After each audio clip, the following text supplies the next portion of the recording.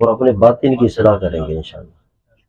اپنے آپ کو دیکھیں، اوروں کو دیکھنا چھوڑ دیں کہ بھئی فلاں کیا کر رہے ہیں، فلاں کیسا چل رہا ہے، فلاں کی کیا زندگی، چھوڑ دیں، اپنے آپ کو دیکھیں۔ جب اپنے اندر اپنے شیشہ ہی خراب ہے، جس کا اپنا آئینہ میں داغ لگاؤ تو شکل پہ تو داغ نہیں ہونا، آئینہ صاف کرے خود بخود چہرہ نظر آ جائے گا۔ جو خود برا ہوتا ہے اس کو ہر کوئی برا نظر آتا ہے، سمجھ رہے ہیں؟ یاد رکھنا، ہر کوئی برا۔ ہمیں تو دین اخلاق کے یہ درجے سکھاتا ہے کہ ہمارے میں اس درجے کا اخلاق ہو کہ کوئی برا بھی ہو اس کے ساتھ اچھا کرے، کوئی آپ کے ساتھ غلط کر رہا ہے آپ اس سے اچھے اخلاق سے پیش آئیں، آپ درگزر کریں، معاف کریں، مسکرائیں۔ یہ دین سے ادھر تو الٹا ہے، یہاں تو حسد، بغض، یہ سب دل میں پالا ہوا ہے۔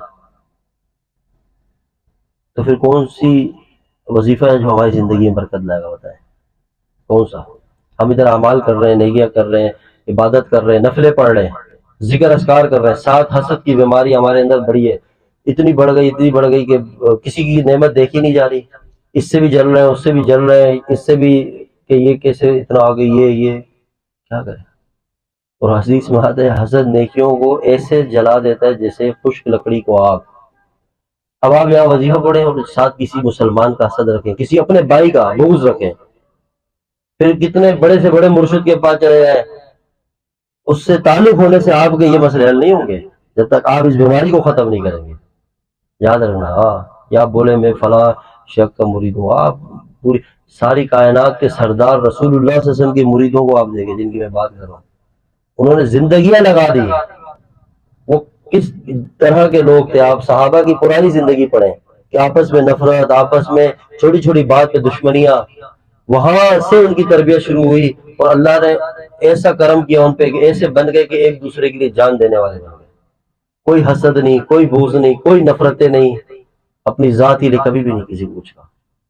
حضرت علی کرم اللہ وجہ کے بارے میں آتا ہے کہ آپ کے سامنے دشمن آیا، آپ اس پہ تلوار سے وار کر رہے تھے کہ آپ کے چہرے پہ تھوک دیا اس نے، اور جیسے ہی تھوکا تو آپ نے وار کرنا اسی وقت چھوڑ دیا اور اس پہ حملہ نہیں کیا۔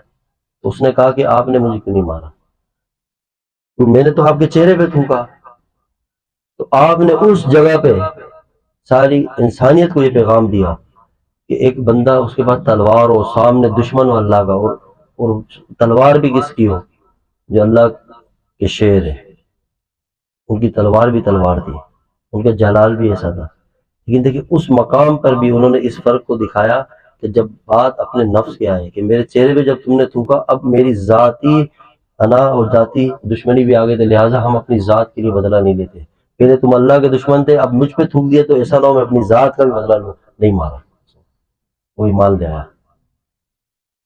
اور یہاں مسئلہ کیا ہے کہ چھوٹی چھوٹی بات پہ آپس میں نفرت، آپس میں تعلق ختم، آپس میں رشتے ختم، اس سارے دنیا کے ایک نہیں ہزاروں تعویذ گلے پہ لٹکا دیں، سارے جتنے کائنات میں تعویذ اکٹھے لٹکا دیں، کوئی مسئلہ حل نہیں ہونے والا، یاد رکھنا۔